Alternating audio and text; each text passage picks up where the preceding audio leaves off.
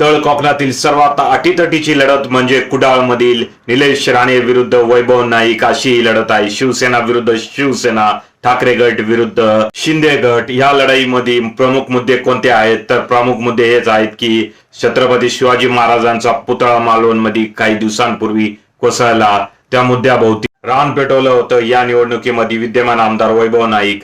दुसरीकडे निलेश राणे यांनी वैभव नाईक यांच्या विरुद्ध एक चांगलंच रान पेटवलं आहे. वैभव नाईक यांनी 2014ला निलेश राणे यांचे वडील नारायण राणे यांना पराजित केलं होतं. त्यामुळे आता मी वैभव नाईकला हरवून त्याचा बदला घेणार अशी ही गर्जना निलेश राणे यांनी इथून केली होती.